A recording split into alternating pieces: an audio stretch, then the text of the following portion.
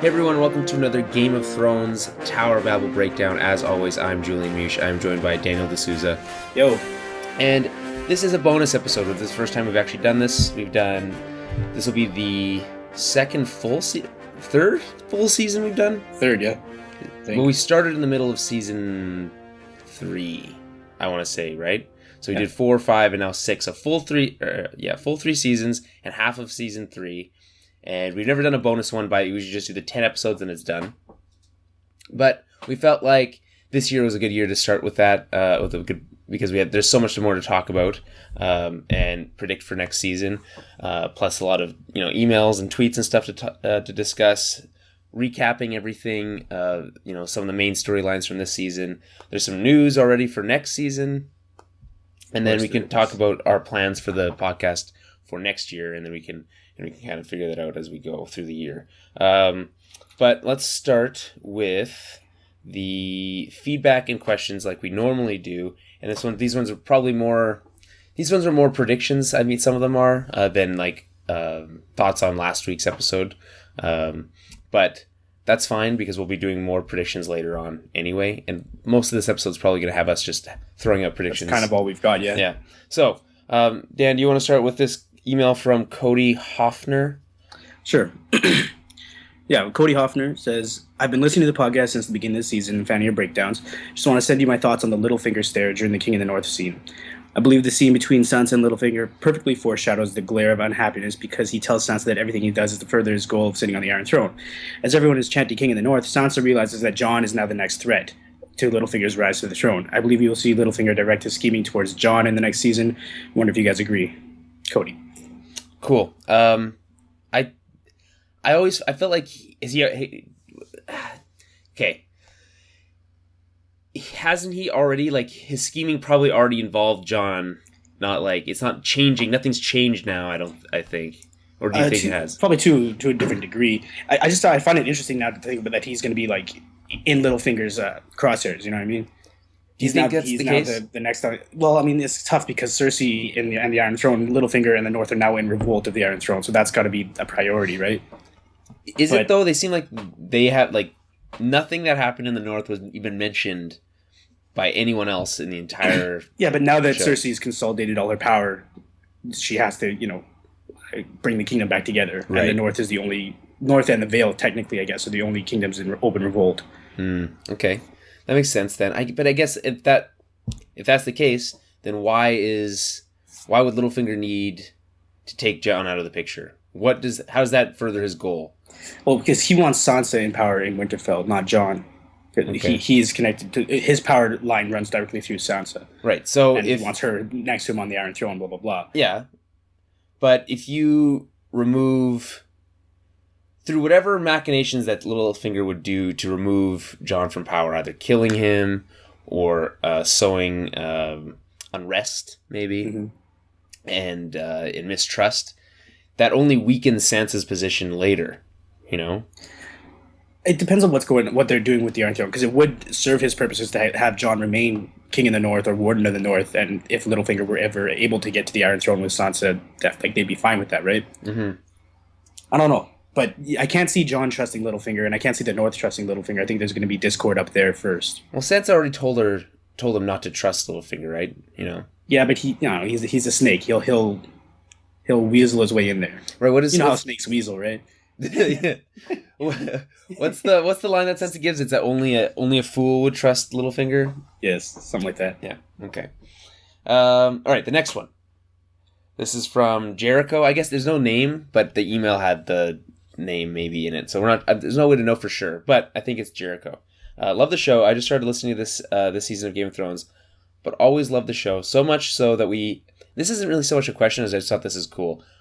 They named their daughter Arya. That's how much of a fan of Game of Thrones you are. Just wanted to drop a line and let you know you have a fan all the way from the island of Guam, a small U.S. territory in the Pacific. And then he also attached a picture of I guess a box of shepherd's pie. It was a shepherd's pie, but then they photoshopped a picture of Arya onto it, and it was instead of made from fresh beef, it said made from fresh Walder or something like that. Either way, I like that. I had to look up Guam, but I've heard of Guam before. I've heard the name. I had no idea where it was. It's really far away.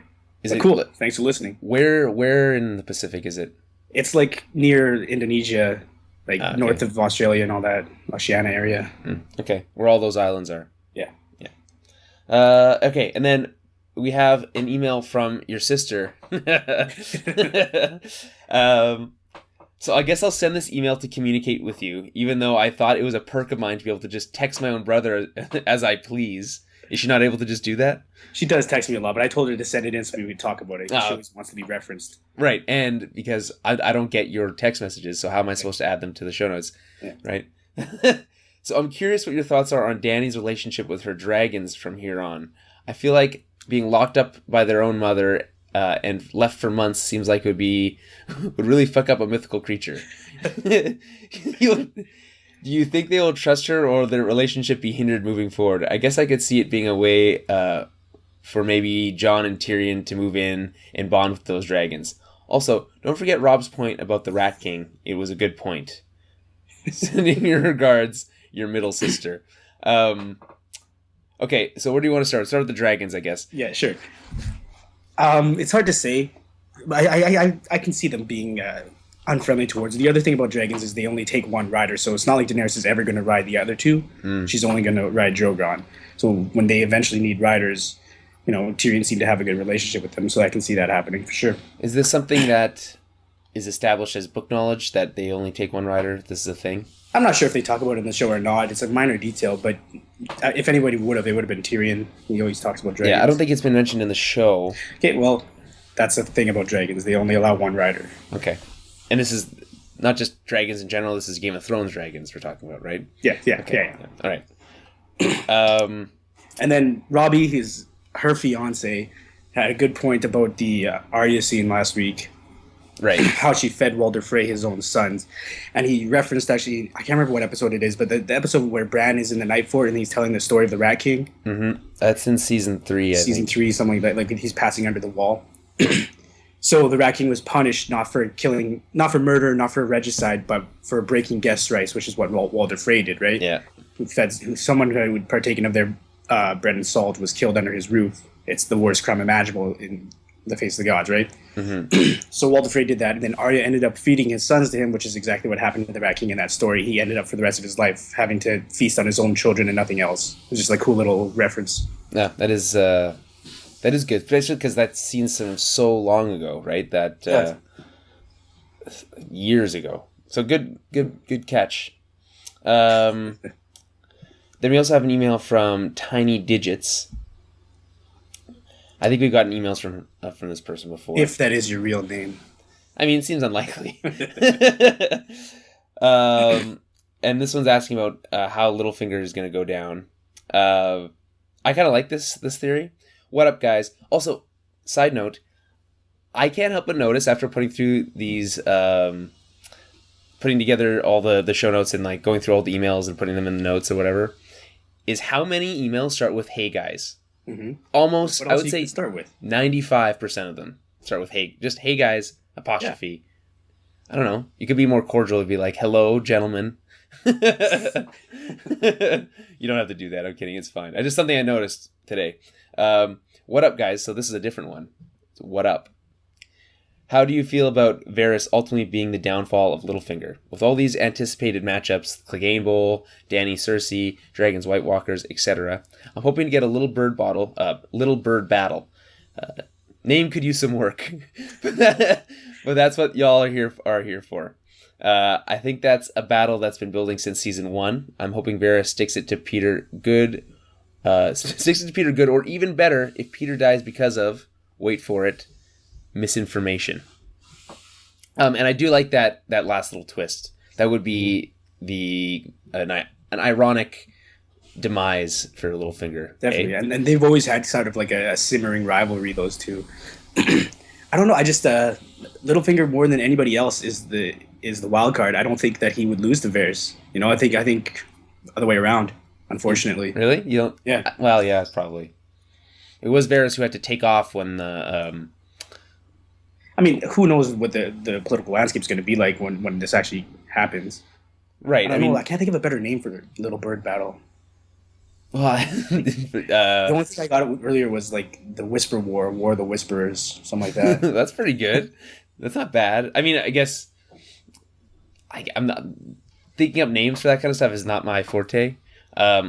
It seems weird to just have, to me, the season one like their quote unquote matchups that they had in the past were not so much like at odds with each other, but just kind of like mutual respect for, well, maybe not respect, but like understanding of playing the game and like and being mysterious. Not even mysterious, maybe, but like, mysterious works, I guess, for now. But you know what I mean, right? Like not even just never saying what you actually mean, and having these deep conversations about things greater than them at the time. I never felt like it was like a major rivalry. Like what were they both vying for that they were There were a couple rivals. scenes when they were, I guess, because it's all like under the table sort of stuff, right? Mm-hmm. It's all suggested rivalry. It's not like an upfront rivalry. But there were a couple scenes when they were just looking at the throne and Littlefinger was saying, like, I want to sit on that throne and I want to kill everybody in this room, basically. Well, that's pretty straightforward, yeah. The thing is with Varys, I don't think he ever strived for that. So how can he? I guess he's striving for. All Varys has ever said is he serves the realm. He wants the best for the realm, and it's not really clear what that means because he's so revolt and discord everywhere. Mm-hmm. Okay, so Simon Eklund. This is from Twitter, by the way. Oh yeah, I forgot to mention. If you do want to email into us, it's towerbabblepodcast@gmail.com. If you want to email like any of those previous individuals. If you're lucky enough to be Daniel's sister, you can still send text messages, but there's no guarantee that that'll get into the podcast. And then if you want to reach out to us on Twitter, we are at Tower Babblecast on Twitter. And we did have a YouTube page, but as of 2 days ago, it was, I think, what's the word? Was it terminated, I think? Terminated is the word they use. The account was terminated. And if anyone knows how to deal with this kind of situation, because I don't know exactly what we did wrong, we would love to get some insight on how to get it back up and running. It wasn't huge. We didn't have like a whole bunch of, we didn't use it very often, which is even weirder that it was just terminated. But if anyone knows, please reach out to us and help us out here, because I'm kind of at a loss as to what to do. I just keep getting the runaround, like just send back to the same page over and over and over again. Like, this is what you're supposed to go. This is what you're supposed to do, and it doesn't seem that clear. So who knows? Anyway, so we got a tweet here from Simon Eklund. Thought, if Varys went back and forth between Dorne and Meereen, or met them midway, then where's Euron? Still west of Westeros? And also, so first of all, I don't think he was ever west of Westeros. He was before, or was he? No, he was all over the place. Technically the Iron Islands are part of Westeros, but they're on the west coast. Yeah. But he's the furthest west of Westeros you can be. I thought the Iron Islands were on the other side. No. Really? So you have to go all the way around the continent to get... Yeah, for sure. Never mind then. So he's all the way over there, yeah. All these ships there, right? Like, that's what we have to assume? Mm-hmm. So I thought... Really? Okay, interesting. So in my imagination, I had thought of Pike being closer to the north on the eastern side, almost like where Manhattan would be if you're looking at it on compared to like a North American thing. No, you mean. So I guess I was wrong about that. Is that kind of where Dragonstone is then? Dragonstone, yeah. I thought Dragonstone was on the other side. By King's Landing, though. It's sort of more in the middle of the continent. Okay. It'd be like West Virginia or something like that. There's no islands off that side of North America. But, okay. I had imagined Euron being able to intercept them, Dany's fleet, because he was already there, but he's had to go all the way around, so that doesn't really work then. So yes, he is still over there building ships. He said they're making 1,000 ships, which you think is going to take a while, but since we learned in this last season, time doesn't work that way in the show, so they might just skip across a whole bunch of stuff, and he'll just have ships ready by the beginning. By next season, it's enough time has passed, I guess, in our minds to forget. Yeah, I mean, unless... Okay, but how then? Is it pick up right where we left off? season 7? Like moments? Probably. I don't know. I definitely do think that Euron and his ships will intercept Dany before she arrives in Westeros. He'll just because they're both on the southern side of the continent and they're both heading towards each other. Not really. So, they're coming from the east, the far east, but it's also west. It's southeast. Yeah, so you have to go all the way around. I guess you could kind of meet them at like the Horn, maybe. Yeah, it would be around Dorne that they would meet, because that's where Daenerys would turn north if she's going to Dragonstone, like we assume. But she may be going to Dorne because she has allies there, right? Yeah, but then why does she have those Dornish ships? Why do the Dornish ships just wait for her to get there? Because Varys had to get there somehow. Okay. Then what else do we have? We have Stike DC at Stike DC. Okay. Why are you obsessing about the freaking Game of Thrones timeline? It's a big, complicated world and story. Stop wasting time. I just wanted to put that in there. You're absolutely right. We do waste time talking about that a lot. But as I mentioned before, it's a pet peeve of mine, so I'm not going to not talk about it because it keeps bugging me. I think we've softened on it since last season. But like the Varys one, because it's in the same episode and because we know a general timeline, it's pretty jarring. Also, I'll mention this is another thing my middle sister said. I'm not going to say her name. I'm just going to keep calling her my middle sister. Well, I already said. No, you didn't read her name. You just I did. I totally did. Didn't I? I hope you didn't. But anyways, she was rewatching season 1, and in season 1 they mentioned that it takes a month to ride between Winterfell and King's Landing. So we have like an approximation of how long it takes to travel. Okay. So like a lot of these the times that we're quote unquote obsessing with it, it's like it happens in the same episode, and the implication is that months and months have passed, but time the story hasn't actually progressed at all in that meantime. So I mean, they just arrive conveniently where they need to be. In theory, you could take a look at the distance between Winterfell and King's Landing, and that distance down the King's Road. Mm-hmm. If that takes 30 days, whatever, right? Approximately. You could make like an average like travel length for any distance, right? You could just extrapolate that shorter or longer. So if anyone wanted to do that work, that would be a lot of work. Right. I mean, then you could say, okay, how long does it take to get from, Hightower to, to King's Landing? How long does that take? You could figure that out the same way. So, again, not that it matters, but it's something to think about. Okay, so Salem Al-Shahab. That's not an easy one to say. Anyway, also on Twitter. And could you please tell us more about the background of the three-eyed raven, and what does it mean to be one? Thanks. Dan, do you want to tackle this one? I mean, I don't really know. I didn't realize that three-eyed raven was like a title. I thought that's just what he was called, like as an individual. What do you make of the theory that the three-eyed, like the guy the three-eyed raven who was stuck in the tree, played by what's his name from Star Wars? Sido. Yeah, that he's actually an older version of Bran. That it's actually the same person. Yeah, I don't know. I don't like it. I don't want it to get too. That really complicates things, and this series is already fantasy and like all these other things combined. That just like that kind of takes away from the rest of the stuff that we care about, like the politics and the human conflict. That's like almost too sci-fi. Yeah, but like we've already established the time travel thing, so how does it add any? We haven't we don't know how much of an effect he can have. Well, the Hodor thing is probably like maybe it's more potent, more powerful than we think, and maybe not. But in terms of his question, I really don't know. The three-eyed raven is someone who clearly can see past, present, future with the power of the old gods by touching the weirwood tree, and he learns how to commune with nature, if you'll allow me to say that. Commune with nature. I guess he also he wargs into the ravens, and that's how he kind of like spies. He can see like everything that's going on all the time. Oh, that makes sense. There, I guess I would say it's important to note that this would be the second time that we've seen, like, I guess, a religion have magic that works other than the Red God's magic, right? I guess we saw magic from the warlocks or whatever in season 2. Mm-hmm. Yeah. And I guess I don't know if they were affiliated with any particular religion, but it's interesting because the only religion that basically doesn't have some sort of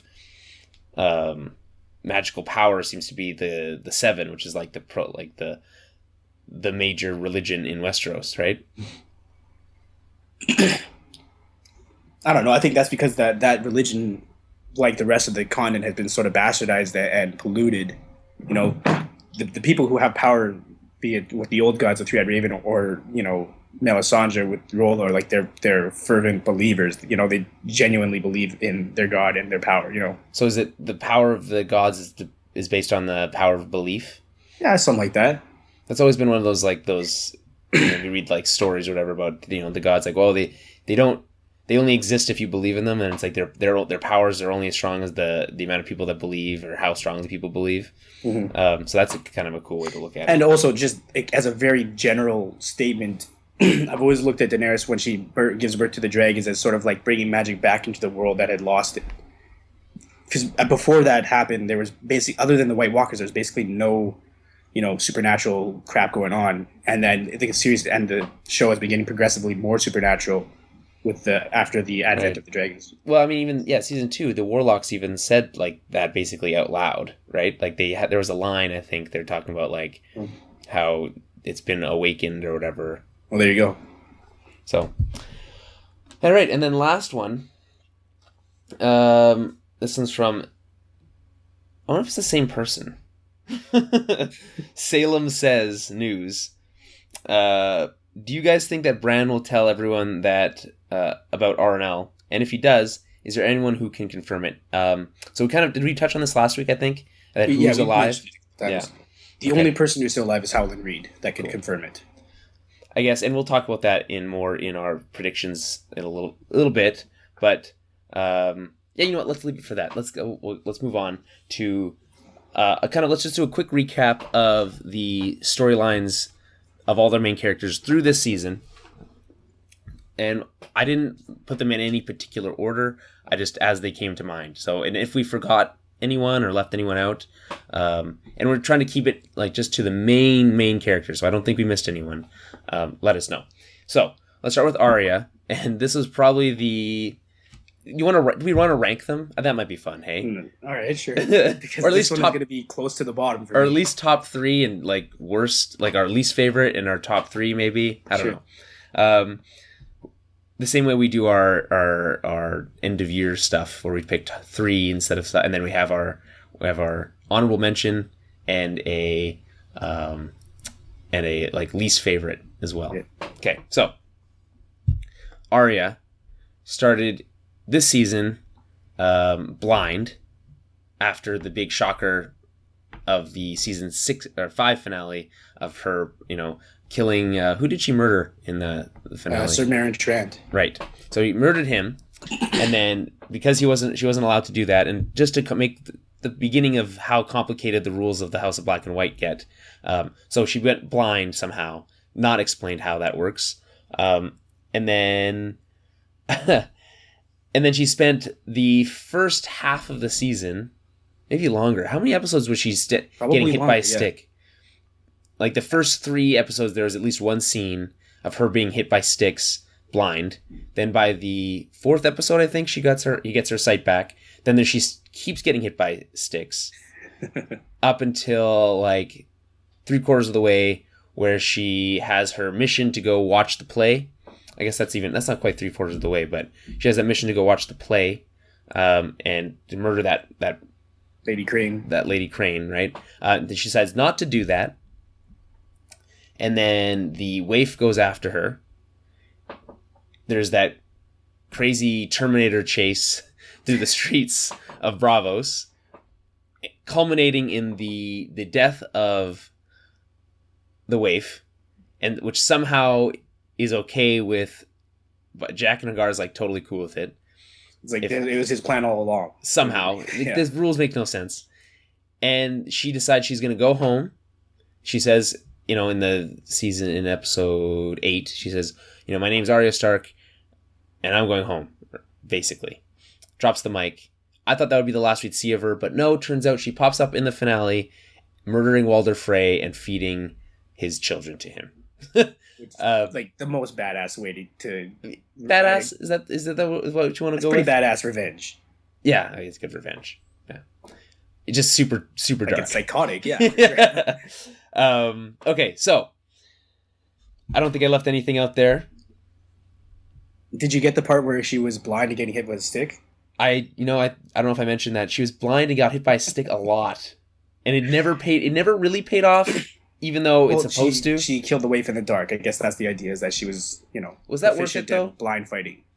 Do you think that was worth the how long we had to endure that? Well, not really, because she kept getting her ass kicked while she was blind, so it's not like she really got better. Yeah, I guess she caught the stick that one time or whatever. But all right, so then we have John, and he started the season dead. Okay, and then for some reason, people needed to protect his body, but that was never really explained, like why anyone was doing that. And then Melisandre comes around, she's having a crisis of conscience. She decides she's going to try. Davos convinces her to try for some reason. Again, we're not sure why. Also, we're not even convinced. I'm not even sure if Davos knew that was something she could do. But he's just seen that she's the only magic he's ever seen. He knows that she's capable of great feats, so he figured try. Why not? Mm-hmm. Sure. Okay. I'm not sure why Davos cared that much about Jon. But that's a different conversation. Yeah. Okay. Then she performs this ritual thing, and it appears like it doesn't work. And this is episode 3. It goes fairly quickly. And by the end of episode 3, he is alive again. He then hangs all the people who portrayed him, including Ollie. Decides he's going to leave the Night's Watch. He leaves it in the hands of Dolor's Ed. Yeah. Sansa arrives at the Castle Black. They have a nice reunion. That was a great scene. Yeah, that was so satisfying to see the Stark children hug for the first time in however long. Well, they've actually never had a scene together. Yeah. Up until that point, which you would never know because this acting was so good. And so they arrive, and he learns about what's happening, south of him, kind of, with, after dealing with what happened at Hardhome last year. He needs to consolidate the North. He's done being Lord Commander. He says, "I'm done with this." He uses the watch is over. Yeah, he uses the "I died" loophole to get out, and goes with Sansa to recruit northern houses to their cause, including the super awesome Lady Mormont, and then proceeds to have a massive battle at Winterfell. Is about to lose, and then is rescued by Sansa and Littlefinger and the Knights of the Vale. They then have a nice another nice kind of reunion moment. They return home, which is really nice, and then beats the shit out of Ramsay Bolton. Sansa murders him with dogs, and then Jon is named King in the North in the most badass way possible. Did I miss anything with Jon? No, just that he's in his father's seat, and his brother was named King in the North, and now it's just a lot of these are his fantasies that he never thought he would ever be able to live out. Right.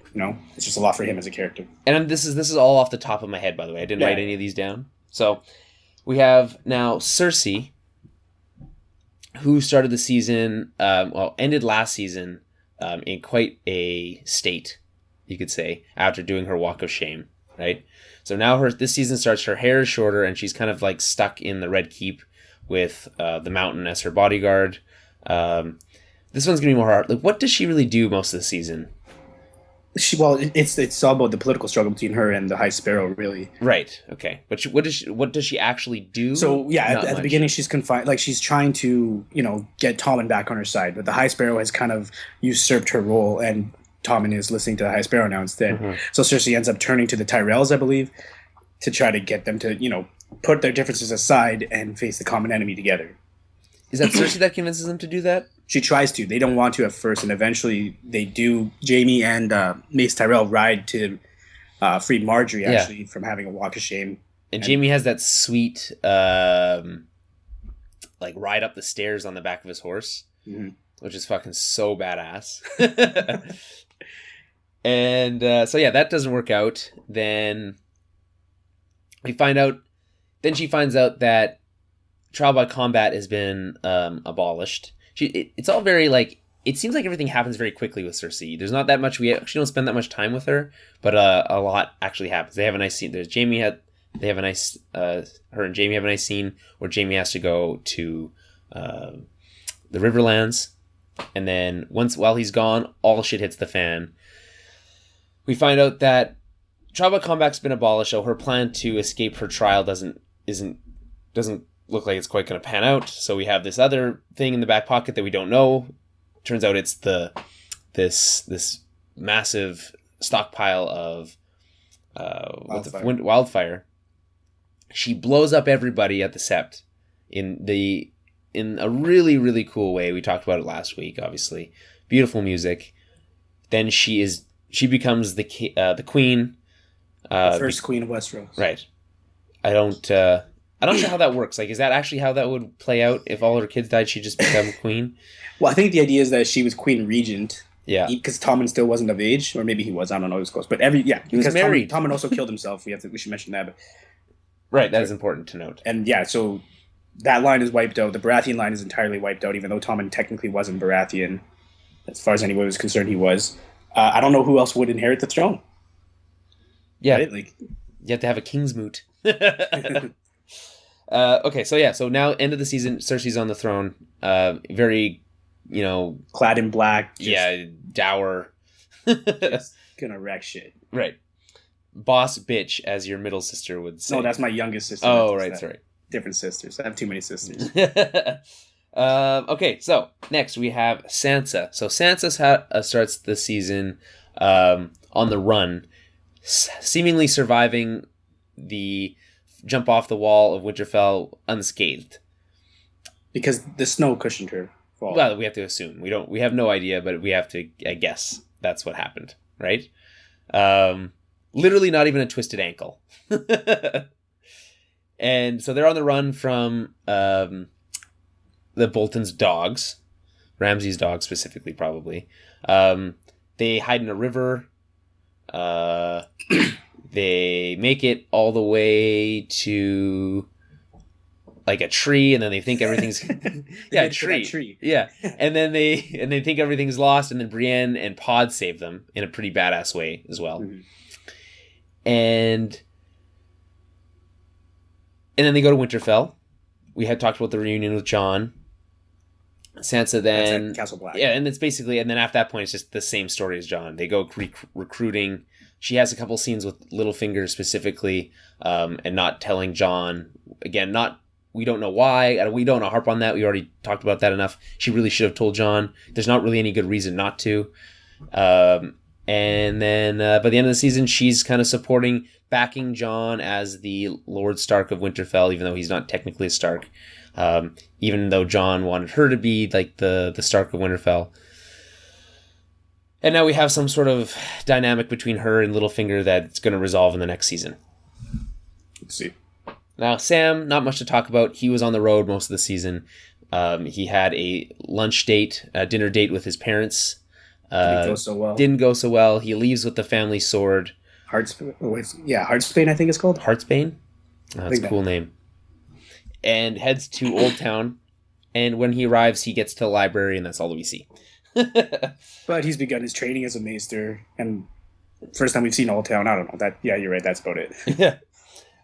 Then we have Jaime, and he was pretty busy this season. He returns he ended last season on a boat with his dying daughter, I guess. Mm-hmm. And man, they just don't ever touch on that again. Hey, it's unbelievable. She does have a funeral, I guess. So I forgot to mention that with the Cersei stuff, but she does bury her daughter. I guess we'll assume that Cersei was taking care of business in King's Landing first, and now is going to turn her eyes towards Dorne. Do you think that's the first? Well, we should have mentioned earlier. It's not just the North. Dorne is also in open revolt, having done that. So who's with her? No, not very many. The Tyrells are also in revolt. Not many of them either. Yeah. Yeah. No, they were allied to the throne. I don't think they were. No, Lady Olenna goes. Oh yeah, she's joined with the Saracens, right? So like everyone is in open revolt basically. It's another War of the Five Kings all over again, except without the kings. So Jaime starts the season on the boat, gets back, kind of hangs around at King's Landing for a little while, and then is sent to River Run. Wait, no, he's actually, after Tommen decides that he's going to team up with the High Sparrow, he kicks Jaime out of the Kingsguard, which he didn't like very much, and then he gets sent to River Run to end the siege that the Blackfish started there. We got a really amazing scene, like some really great stuff. Him and Bronn. Bronn's back, cool. We got a really great scene with him and Brienne at the camp. Another great scene with him and Lord, what's his name, the Tully, Edmure, which another really great scene, and probably one of the best of the whole season, the whole season, if not the series. Then we have him basically, in doing so, smartly ending the siege. Blackfish dies, maybe, and then he heads back to King's Landing to find a smoldering hole where the sept used to be. Seeing Cersei named Queen, gives her the stink eye kind of, and then walks away. You know, when you put it like this, it's like they didn't really do that much. Then we have the Tyrells. You had kind of spent most of the time with Olenna and Margaery. You literally didn't see Loras the whole season until the finale. Or wait, no. No, there's that one episode where you asked her to get him out of there. Right. The one scene. And basically you have Margaery kind of playing the game, as it were, with the High Sparrow, playing into his hand. Hey, yeah, I'm all for this. Trying to make this work. She doesn't have to do the walk of shame. Has, I guess, helps convince Tommen to back the High Sparrow, which doesn't really pay off well for her. Well, it's one of those things, like, she probably did a good job. Like, she did the best that she could. She did a great job playing the game. Nobody could have predicted what Cersei would do, though. That was just out of nowhere, right? And then, so you have her... What does she do? She convinces Olenna to leave for her safety with a very sweet drawing of a rose. And then they have the trial, and then everyone blows up. Yeah. But she does have that really cool moment at the end where she figures out what's going on, and then isn't able to leave or do anything about it, and then was with her brother at the very end. It's also very sweet. Then we have Dorne, your favorite. They were in episode 1, and the Sand Snakes and Ilaria murder Prince Doran and Ariohota, and assume power in Dorne because he wasn't doing anything, and then everyone's okay with that for some reason. Yeah. They're just able to become the leaders of Dorne. The climate in Dorne was very antagonistic. They wanted to fight. They wanted war with the Lannisters, and Doran was preventing that. So I think the common folk would have backed them, but then they proceeded to not do anything. Right. Okay. Great. They're just keeping the plan. He already had a great plan. Maybe they found his plans. They're like, wow, this is really good. Maybe we shouldn't have murdered him. And then they kept doing the same thing. Yeah. And then they're again in episode 10, where they team up with Dany and the Tyrells against the Lannisters in King's Landing. Now they've finally done something, I guess. Well, they sat around until people came to them. Right. Then you have Littlefinger. He wasn't in the season very much. We saw him kind of hanging around the Vale for a little while. There's that one scene with Robb and Aaron. And then he convinces the Knights of the Vale to go help Sansa, but then has that scene with Sansa in Mole's Town? And that doesn't go very well for him. He's kind of shamed there. He gets his confidence back a little bit after he saves Jon and his army. Then he has that scene with Sansa in the like that court, or whatever you call it, the courtyard in Winterfell, where he tries to kiss Sansa again, but is rebuffed. And then he stands like a badass at the back of the room while Jon gets named King of the North, and looks suspiciously at both of them. See, this is why Littlefinger is so hard to gauge. We don't really have a lot to go off of, just these stupid looks. And then Melisandre, I guess, she's around. She revives Jon. she had first she has a crisis of conscience because she thought that Stannis was like the guy. Turns out he wasn't. He was, the promised Azor Ahai. Right. She burned Shireen last season. Turns out for nothing. And then, well, maybe not for nothing. We don't know. It's not clear whether or not that actually did anything. I will still maintain that the fact that she burned Shireen gave her the power to bring Jon back. Okay. Although she didn't know it, like she did it inadvertently, but that's how it worked. If you say so. So she has this crisis of conscience. We find out that she's actually a super old lady. Oh yeah, I forgot about that. Was that episode 1 that we find that? Yeah, I think that's the first episode. And again, not that it's that big a plot point, but not really touched on again. Like, what was the purpose of that reveal? You know, couldn't tell you. She's older than she looks. Yep. I'm sure it'll play a part later on. And then she revives Jon. Then she kind of backs him as the guy, the new Azor Ahai promised, the prince that was promised, blah, blah, blah. Follows Jon around, basically doesn't do anything for the rest of this. Like, she doesn't do anything during the whole battle. She doesn't do anything during the planning thing, stages of the battle. She doesn't help recruit anyone.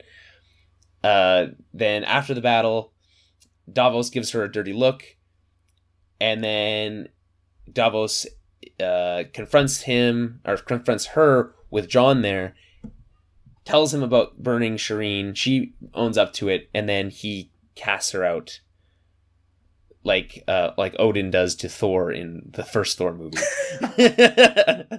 but not quite in a cool way. Casts her out, sends her to go south, tells her if she ever comes north again, they'll kill her. And there's some weird theories about where she's actually going to go next that we'll talk about. Okay, that's everyone. Did I miss anything? We need Daenerys and Tyrion still. Oh, right. How did I miss that? I missed Dany and Tyrion. I just skipped over them for some reason. They're, basically the same storyline, so you can talk to them all at the same time. Well, yeah. So okay, so the season starts with Dany, but she is with the Dothraki horde, right? Yeah. And in the process of, I guess, by episode 5 does she get the army? It's pretty quick. Yeah, it was something like mid-season, just because the last bit was so focused on other stuff. Right. So Dany seems like she has to go join this group of widowed... the Dosh Kalin. Yeah. And she doesn't want it. This doesn't seem like it's not her thing, She's not going to... We kind of knew already that she wasn't going to live out the rest of her years just as some housewife, basically. Or, widowed housewife for the Dothraki. She orchestrates some kind of bonfire to kill all the Khals and take over as the new leader of the Dothraki. Of all the Dothraki. All the Dothraki, yeah. She's the new Khal Drogo, great Khal. Yeah, she's the stallion that will mount the world. Right. And again, apparently she's immune to fire, which is a thing that apparently wasn't true, even though she burned her hand in season 2 or even season 1. I can't remember which one it was. I don't know. It's hard to say, but the idea is that she it's because she's making a blood sacrifice that she's immune to fire. In my eyes, it's not just that she's naturally immune to it; it's that she makes a sacrifice, therefore is imbued with power. Is that how you? Okay, if you. That's say how so. I see it. It's just how you explain it away. Yeah. And then she kind of hangs around for a little while. She has a cool speech on top of her dragon. She gets back to Marine just in time to see the Masters attacking. Uses her dragons to wreck shit up. Steals all their boats. Renames the Slaver's Bay the Bay of Dragons. Nice touch. And then heads to Westeros. Oh, she kicks out Dario and then heads to Westeros. And tells Jorah to go find a cure for his grayscale. Right. And again, he'll come back to her eventually.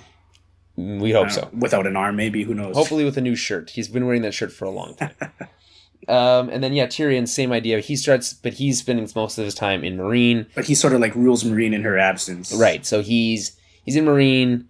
He tries to do some political machinations with the Masters and tries to convince them to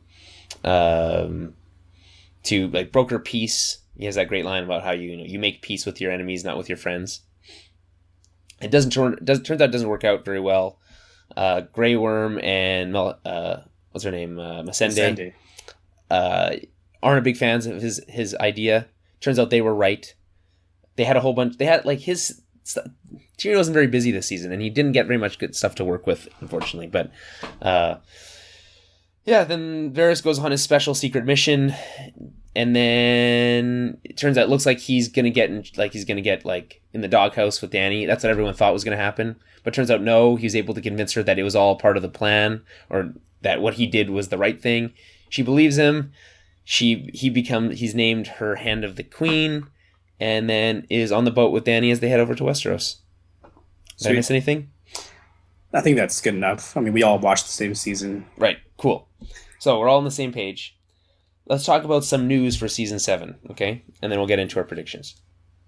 So next season, I guess we'll do the directors last. Next season is supposed to be a shorter season. This is like a quote from Deadline, I think, that they're talking to. It's 2 more seasons we're talking about. And this is Benioff and Weiss. It's 2 more seasons we're talking about. From pretty close to the beginning, we talked about doing this in 70 to 75 hours. And that's what we'll end up with. Call it 73 for now. So obviously they're at 60 hours now because they did 6 seasons of 10 1-hour episodes, right? Mm-hmm. So the speculation is, although nothing's been confirmed, is that the next 2 seasons will be shorter. A 6-episode season to cap off the series. I'm still not convinced. I think we might get a 10-episode season next year. And then maybe a shortened finale season. And it's just kind of frustrating. I'd heard somebody said, and this isn't confirmed, that they would be shorter seasons but slightly longer episodes. I mean, I don't know. I've never heard that. Maybe just that's someone convincing themselves that like, oh, well, if they're going to be shorter, it makes sense, yeah. If they're an hour and a half each, it's like we're actually getting more episodes. I don't know if that's the case either. And I've had people say, well, what if they end with a movie? I'm like, they're not going to end with a movie. It's not going to be a like theatrical release film. No. Like that would they could end with like a 2-hour finale though if it's something crazy. Oh yeah, absolutely. I wouldn't. That seems likely if if not almost guaranteed that that's going to happen, right? Yeah. And then we also have no confirmation on a premiere date yet, but I looked at over a couple different websites, and the most likely premiere date is Sunday, April 23rd, 2017. So mark that on your calendar as the most likely premiere of Game of Thrones Season 7. And then they also announced the directors for the 7th season of Game of Thrones. There's 1, 2, 3, 4 of them. So making you think that there's probably less episodes. Alan Taylor, an Emmy-winning veteran of The Sopranos, Taylor helped pioneer the visual storytelling style of the show when he helped helm the pivotal 9th and 10th episodes of Season 1, particularly Baelor, the episodes where Ned was executed. The Thrones producers were so impressed they gave Taylor 4 episodes to helm in Season 2, including the premiere and the finale. Then Marvel snatched him up for Thor: The Dark World. That movie's not very good. Followed by Taylor reuniting with Emilia Clarke to direct her big screen role in Terminator Genesis. Also not very good. Now he's back on Thrones for the first time since 2002. Sweet. Jeremy Podeswa, the Canadian director. I didn't know he was Canadian, so that's sweet. And Boardwalk Empire veteran, scored an Emmy nomination for directing the show's most controversial hour, Season 5's darkly tense, Unbowed, Unbent, Unbroken. This year, he directed the propulsive season premiere, as well as Jon Snow's riveting resurrection episode, Home. Mark Mylod. I want to say Mylod all the time. I don't know why. It's Mylod. Mark Mylod, a 4-time director of the show. The British veteran of Showtime's Shameless and HBO's Entourage took on the season's uniquely textured reintroduction of the Hound in The Broken Man, as well as Arya's exciting chase sequence in No One. Matt Shackman. Shackman. Sharkman is way cooler. He should be legally change your name to Sharkman. Matt Sharkman. A newcomer to the series, Shackman is best known for his work on FX's It's Always Sunny in Philadelphia, a comedy loved by Benioff and Weiss. It's a fantastic show. You guys should all watch it. I don't love it that much. The showrunners even wrote an episode Flowers for Charlie, although it's not one of the 39 episodes that Shackman has directed. Shackman has also helmed episodes of AMC's Mad Men, CBC's The Good Wife, and FX's Fargo. So I don't care about Always Sunny, but I do, I never watched Mad Men. There's too many seasons for me to commit to that now. Not even though that it's over. I know that it's good. And I do love, The Good Wife is apparently was one of the best shows on television for a long time. So that's another good one. And Fargo is fucking awesome. And from a directorial standpoint, pretty great. So that's pretty good. There are a few notable Game of Thrones veterans sitting out next year, though, such as Miguel Sapochnik. He was director of the season's hugely impressive Battle of the Bastards and Sunday's explosive finale. Also, the Red Wedding's helmer David Nutter, who won an Emmy for directing Season 5's finale, Mother's Mercy, but perhaps they'll return for the 8th season. 8th and presumably 8th final season. Yeah. These were all quotes taken from EW, who ran the story. So, any of these particularly stand out to you? I like the fact that Alan Taylor's coming back after those not great movies. He directed some pretty great episodes. That and the Podeswa, Jeremy Podeswa, sticks out in my mind as in terms of Game of Thrones episodes. I'm also excited to see what Matt Sharkman does. I guess so. So Mark Mylod did The Broken Man and No One from this season. The Broken Man was a pretty decent episode, pretty good. Mm-hmm. No One, not as great, but they didn't stand out as being bad, so I'm totally fine with that. That's what those episodes 7 and 8, I believe. Yeah. So that's interesting. I would have liked to have seen Miguel Sapochnik come back, but if there isn't a huge battle sequence, maybe, or massive episode like that, maybe they don't need him, and they're saving him for season 8 when there is more stuff like that. It's going to be a big battle next season for sure. You think? There has to be. I don't think it has to be. With Game of Thrones, nothing has to happen. We'll see. All right, so that's the news. Let's talk about predictions. I guess we'll do this fairly quickish. So I just wrote down a whole bunch of thoughts, and I'm going to ask you questions and see what you have to say about it, and then I'll chime in. So there is a prediction that I've seen a whole bunch of places that says Melisandre isn't going to go south, but she's instead going to return to the Wall. What do you think of that? Yeah, I think we actually got an email about that. I don't know. I just don't buy it. I don't think she has a lot of friends at the Wall. The Nice Watch they all hated her. Dollar said might be friendly towards her, I guess, but I don't really think she has a safe place over there. And what's her plan? She's just going to wait out until the White Walkers arrive and hope that Jon shows up around the same time? I don't know. Where Melisandre is a character, she now believes that Jon is the promised warrior, the Azor Ahai, right? Right. Whatever happens, her story is going to revolve around him in some capacity. So she's going to maybe not stick around, but she's going to try to find a way to buy favor. So I'm assuming she runs in with Arya or potentially Bran, who knows, and can maybe bring them back to Jon, and that'll be a way for her to curry favor and be allowed back in. I think the likely scenario for me is that she's actually going to run into the Brotherhood Without Banners. Mm-hmm. And who do you have? Who's the red guy there? Who? Thoros of Myr. Okay, so Thoros of Myr. Going to hang out with them probably for a little while and see what happens there. And because I feel like there's going to be a congregation of Arya and the Hound and her and Thoros and all that all around the same area there. Maybe even Brienne. Sure, she returns. She's on her way back up. So that's a possibility as well. Yeah, and there's that whole thing from, I can't remember what season, maybe 3 or 4, where Melisandre first met Arya and said that they would meet again, and she saw great darkness in it or whatever. So that right, but all the different eyes that she was going to close forever.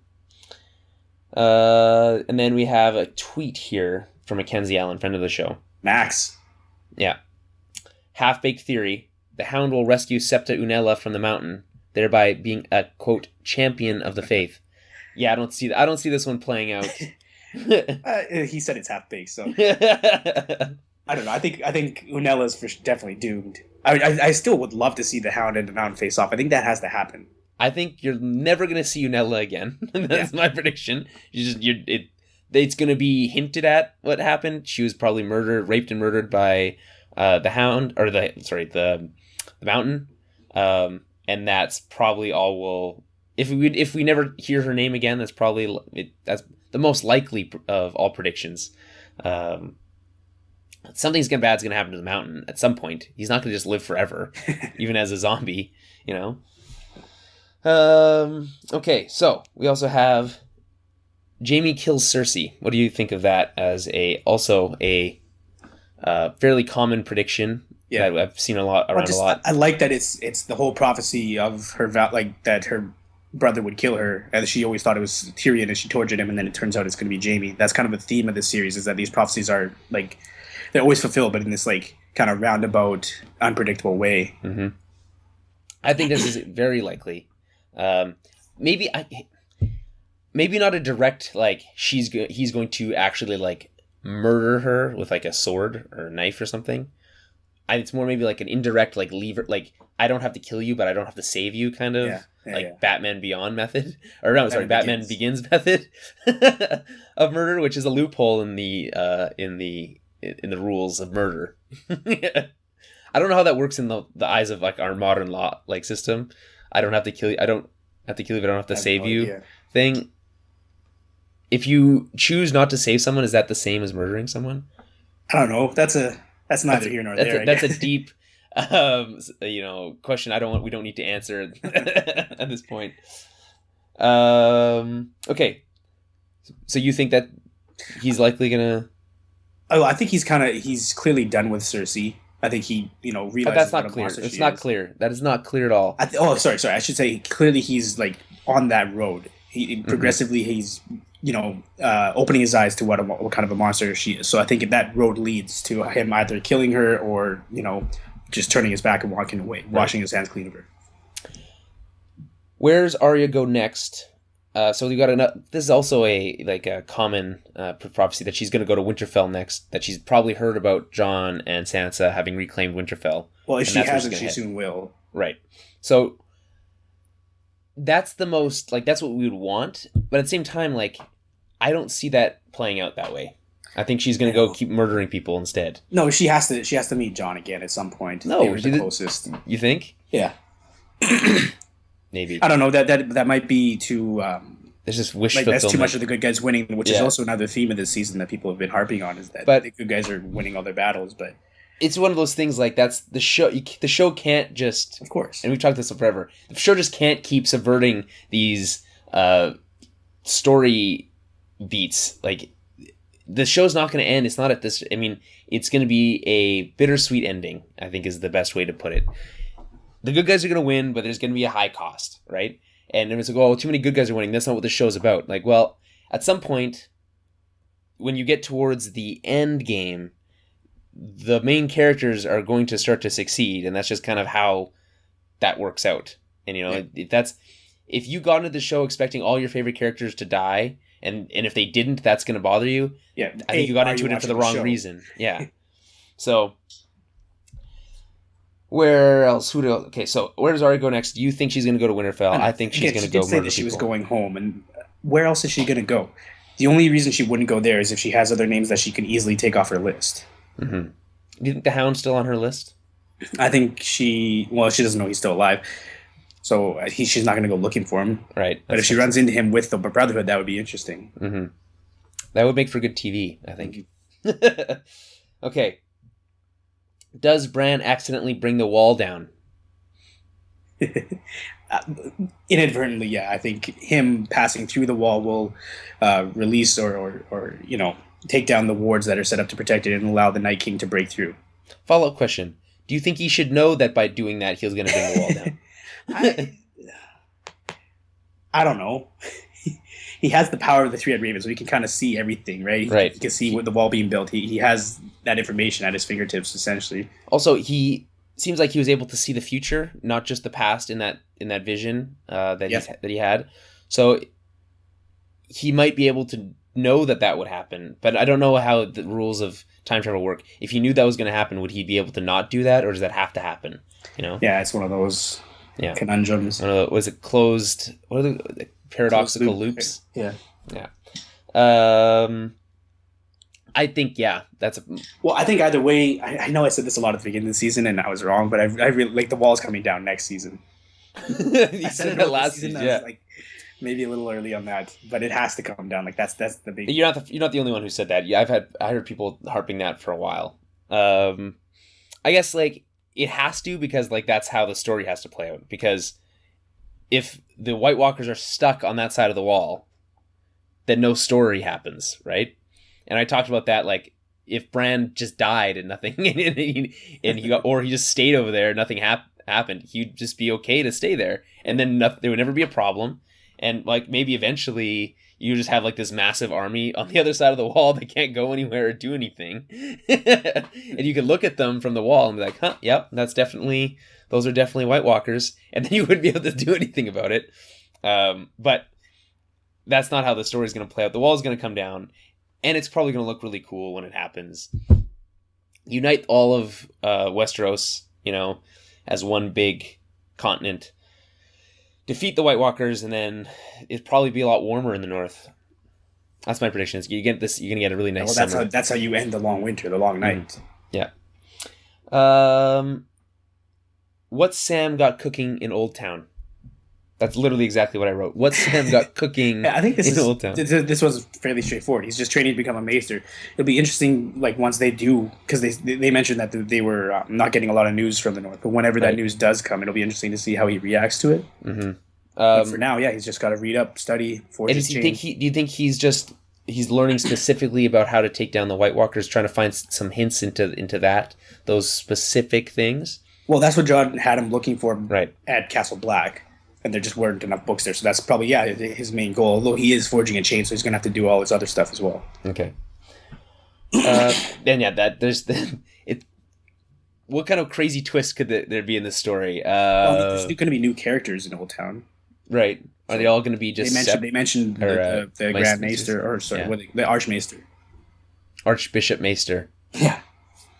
I feel like there's, again, I don't know how much actually is going to happen there. You're probably going to get only a little bit of him here and there, similar to what we had this season. More importantly, what's going to happen with Sam Jr. and Gilly? Is that more important? Yeah, absolutely. Is that kid going to grow anymore? Because that was like the joke forever, that the kid, that baby never grew. It was always the same age for like 4 seasons. And it finally got bigger in this season. So maybe next year he'll have a toddler and it can talk. So that'd be interesting, because that'd be the first time that like one of our characters that we followed has had like a kid that's grown or started to grow up. Yeah, I guess that we saw from babyhood. Rickon was pretty little, but he was never really a main character. No, neither is Sam Jr. Jr. He died this season. Oh yeah, I forgot to mention that. That should again speak volumes to how important he was to the story. What else do we have here? We have, is the Blackfish still alive? Another popular theory. No. Yeah, and I agree with you. No, he's not. Let's just put that to rest. I wish it were like, I wish it was cool and mysterious and there were like hints towards that, but I think it's just more straightforward and he's dead. Yeah, simple, done. Mm-hmm. Don't have to worry about that character anymore. Totally agree. Tormund and Brienne shipping.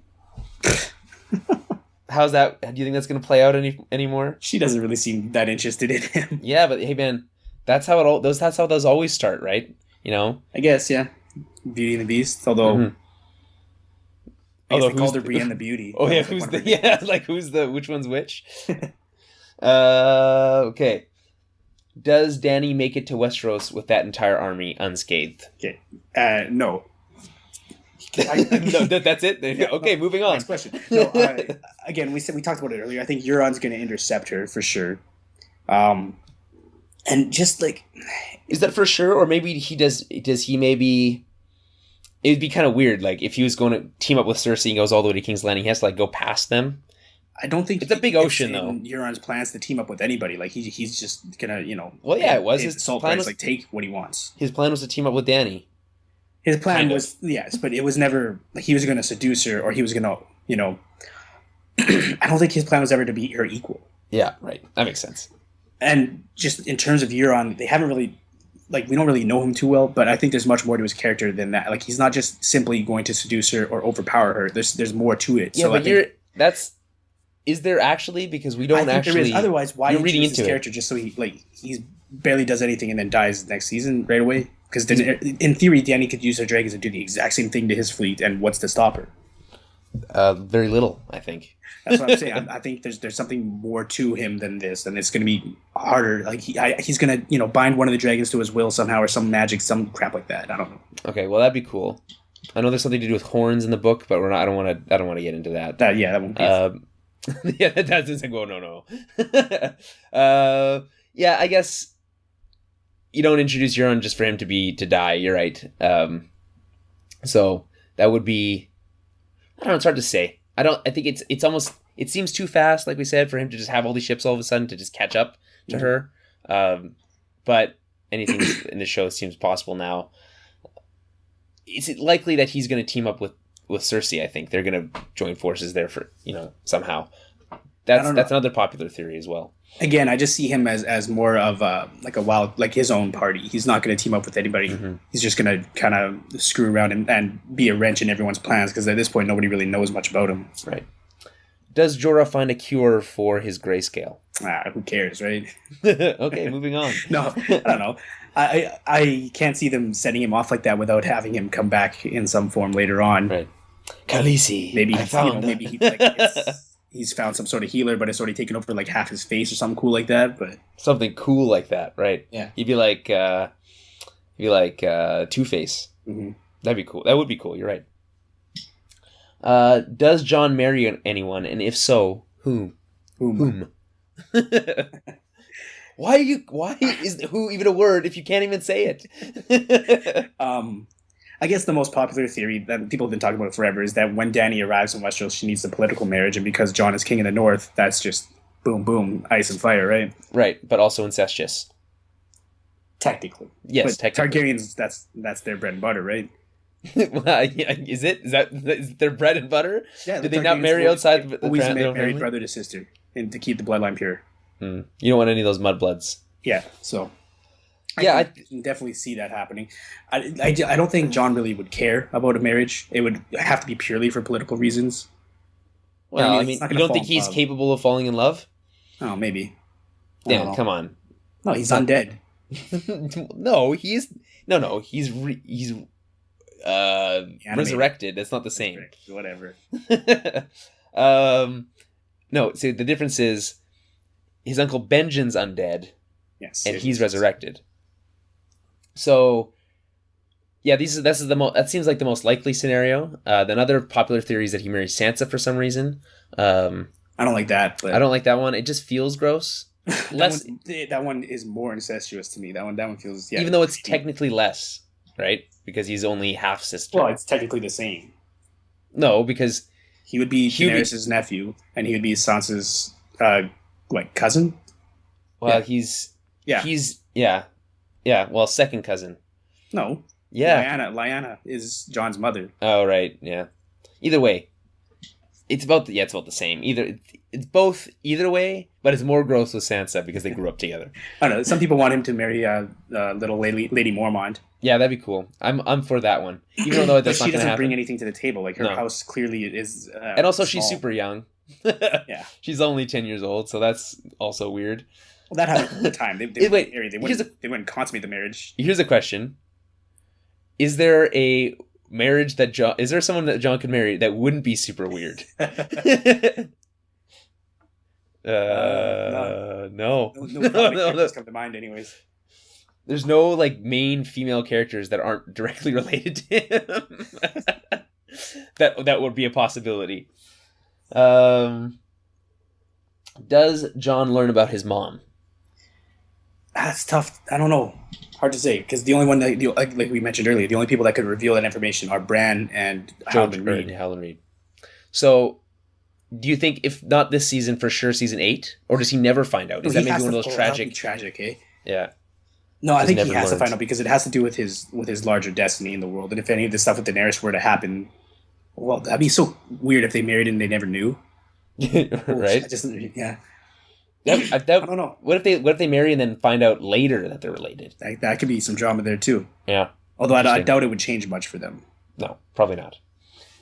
It would probably be one of the things where they would find out and then it would be agreed to never tell anyone. He has to learn though. He's going to learn because of course, I'm convinced that Howland Reed is going to become a prominent character in the show. Does he learn and then does it become like public knowledge, or does he keep it a secret? I think Jon would probably like to keep it a secret, but I think it'll become public knowledge anyways. Do you think Littlefinger finds out? And if so, how does that change his plans? See, but it would definitely change Littlefinger's plans to a degree. Actually, no, it probably doesn't, because Jon is still just an obstacle. Mm-hmm. Okay. I think it would be in Littlefinger's best interest for nobody to find that out, right? Mm-hmm. What's going to happen with Sansa? That's just a very open-ended question, but I like we said before, last couple episodes, there's going to be conflict between Jon and Sansa. There's that sort of rift. Although they seem like they're on the same side now, Littlefinger's going to wedge something in there, right? Mm-hmm. You'd like to think that Sansa could stay in Winterfell while Jon went to fight the real battle, but it's not going to work out that way when Daenerys arrives and kind of screws everything up over there. Well, we don't know how quickly everything's going to play out, right? So what's happening in the north? What's the next pressing issue to prepare for the coming battle and get ready for the winter? I mean, right? basically build armies, stockpile food, and buffer up the wall, right? Okay, right. But they can't leave themselves vulnerable from the south, and Cersei's definitely going to be looking for revenge, although she's kind of surrounded by enemies. Also, it seems like she has bigger fish to fry, right? I don't know. If you can use a fish metaphor, that would be the one.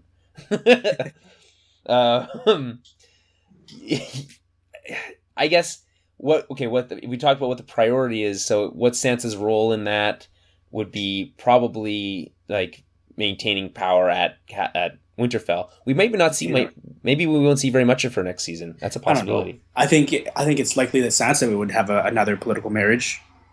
Right. Littlefinger probably wants to keep it to himself. Sansa marrying Robb and Arryn kind of solidifies that allegiance, right? Yeah. Although, yeah, again, he probably preferred he married her, or she married him. Yes. And that would mean that Sansa would have to go back to the Vale. Yeah.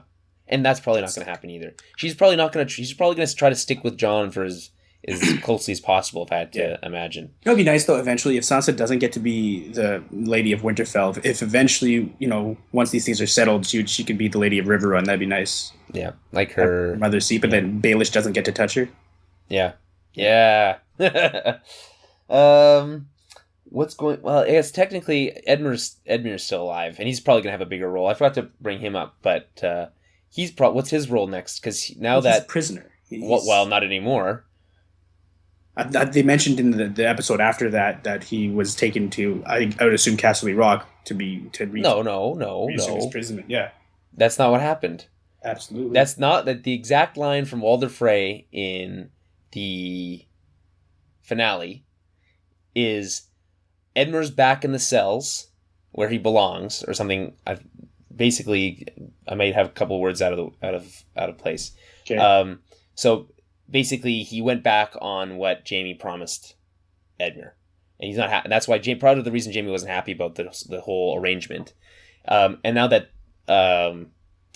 Walder's dead and all the Fraser out of the question, out of the equation, then you would presume someone's going to let him out. Hopefully.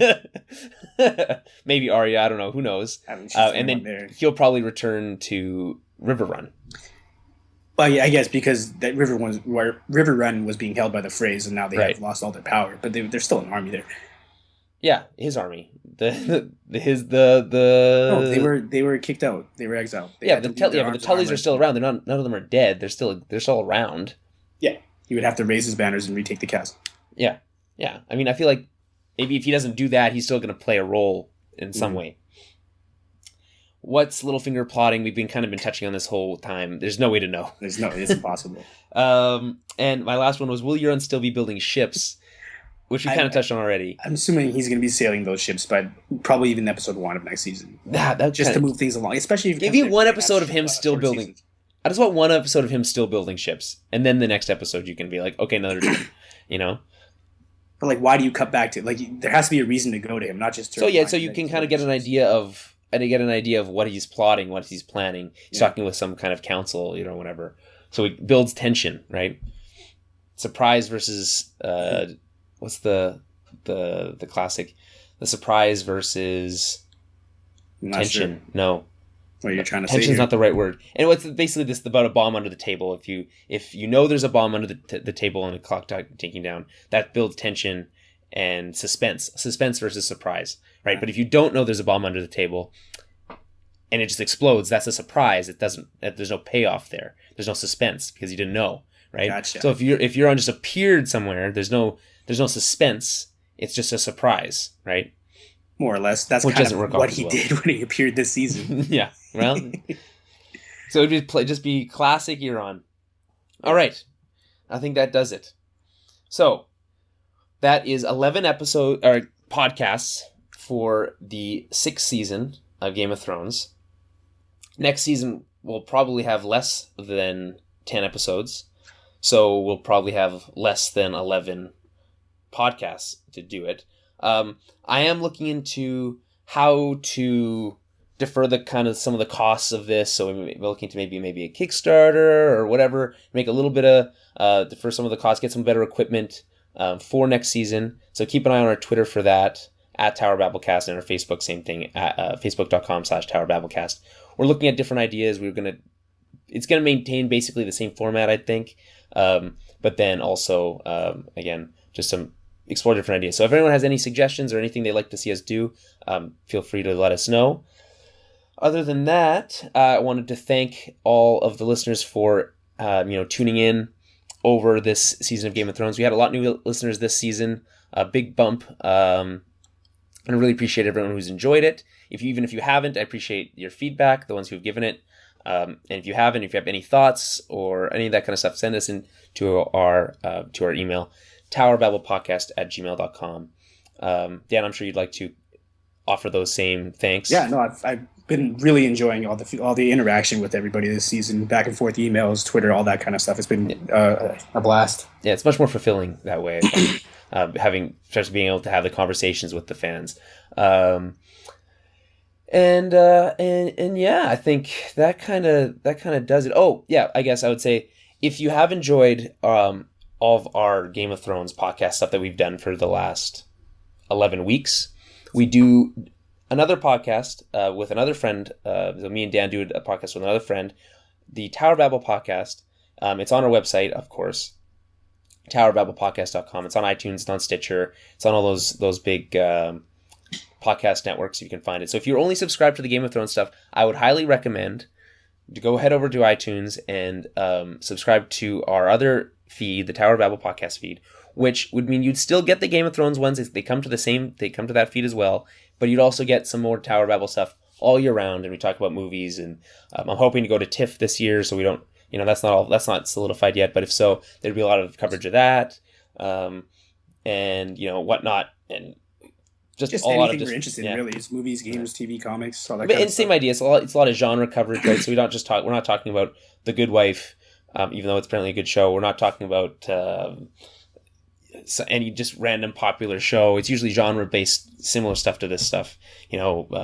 Star Trek and Star Wars and all that good stuff. A lot of Star Wars. Yeah, a lot of Star Wars. I love talking about Star Wars. Yeah, never too much Star Wars. All right. So on that note, I guess we will sign off, and we will see. For those who aren't going to tune in to our regular Tower Babble podcast, we will see you guys in a year.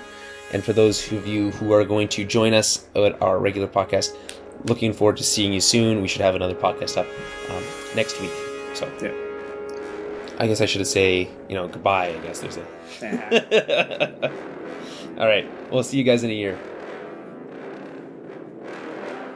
This week's Game of Thrones theme cover is a low brass Game of Thrones theme cover, and it's done by Bove Audio, and I found their work on YouTube.